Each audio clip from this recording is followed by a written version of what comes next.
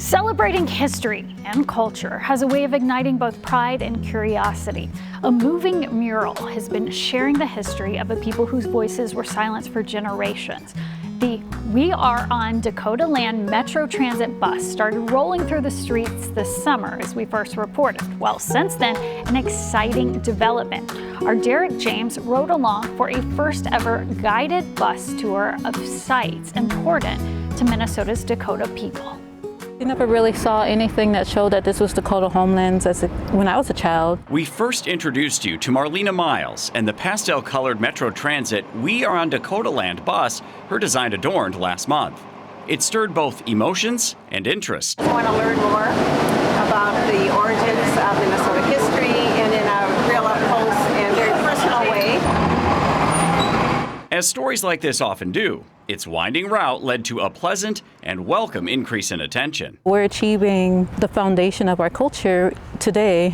People are acting it out by, becoming good relatives. Living and sharing. That's what we do as an Indian person. Metro Transit driver Kevin Montree is Lakota and Anishinaabe. He was one of the first to drive the bus. It was this art and it was native, and it made me smile. And touch me. So I just felt like, of course, it's me. Following their chance meeting, Montree and Myles have developed a bond. The two partnered with others in the Native community to bring the public on this bus tour of Dakota art. The artwork has this positive energy. History. In Lakota, we say wopila. Wopila is that we give it back. Culture. And sacred sites in the Twin Cities. Stops included Indian Mounds Regional Park in St. Paul, the overlook of the confluence of the Mississippi and Minnesota rivers, where many women and children were force-marched after the 1862 U.S.-Dakota War, and Powwow Grounds Coffee in Minneapolis. I have been to some of these sites, but now I have a better explanation and understanding of what happened there and what it means. Every Native person, we have a different way of telling our story, and all of those stories are important to tell. Is everyone enjoying themselves? Yeah! As this tour ends and passengers disembark, a high school teacher who had just finished her day was waiting for Myles. Marlena came to our attention through your original story, and our students, we showed them the story on the first day of class, and they said that is something that they wanted to learn more about. I grew up nearby at Little Earth. Myles didn't learn that we are on Dakota land as a child. But because of her, future generations will. I'm just really appreciative that people are listening. I don't think my grandmother's era, I don't think anybody would have listened to her. Like a thing like this wouldn't have happened during her time. Derek James, WCCO News. There are 5.8 million Vietnam veterans living in the United States, and 97,000 of them are in Minnesota. WCCO's Reg Chapman spoke with a former soldier who returned to the country where he lost his innocence and now helps other veterans live their American dream. From Washburn High to Lakai, South Vietnam. We came from riding bikes to school to driving a Jeep with a machine gun. Steve Havock's obligation to country sent him to a foreign land to fight a war. We were combat MPs, and we were bringing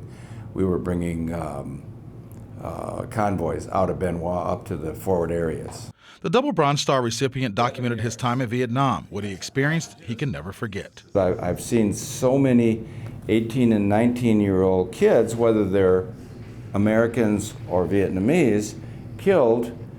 I said, and I was not. I got out of the Vietnam War unscathed, and so I believe that I'm on free time. So I still don't wear a watch. Feeling blessed to have survived the war, Steve returned home only to be told not to mention his service. So when we got back, we were treated as if we were the problem, not the solution.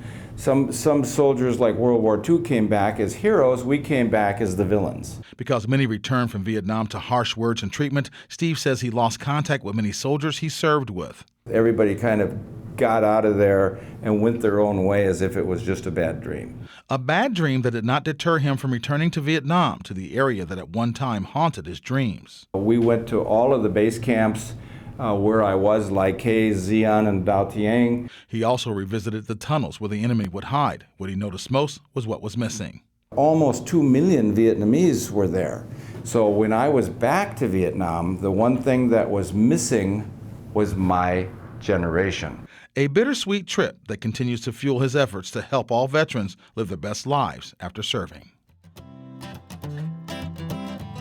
Packed stadiums are not just reserved for the guys anymore. Attendance records are being broken at stadiums all over the Midwest for women's sports. WCCO's Marlena Myles found out what this girl power is all about. 90,000 fans in the Nebraska football stadium is no surprise. What shocked many is this was for women's volleyball. We were just kind of standing out there together, taking it all in. I would say it's pretty indescribable. Like, I still don't know how to describe what I was feeling other than like super surreal. Kennedy Orr grew up in Eagan and is a setter for the Huskers. She credits the growing attention over women's sports to the digital world. Social media was a big push in women's athletes finding their own voice and creating a platform for themselves. That's the secret to success for Aurora FC. They've played to sold-out games at TCO Performance Center their first 2 seasons. Head coach Nicole Lukic doesn't take it for granted. We love playing at home. It really doesn't compare playing anywhere else in the league. It's just awesome to have that many people supporting you and supporting like the team and the culture. Jelena Zbilic plays for the Aurora and Gophers, who just sold out a match against their neighbors, the Tommies. I think women's sports are growing at an exponential level. Minnesota head coach Erin Chastain credits the Title IX generation, saying they understand the importance of playing and supporting women's sports. Now they're parents and they're bringing their sons and their daughters out to watch women play, and I think we hopefully will see that continue to trend in that direction. The highest attended game here at Elizabeth Lyle Robbie Stadium is 1,900 fans when the Gophers took on Iowa last season. They're hoping to break that attendance record this year.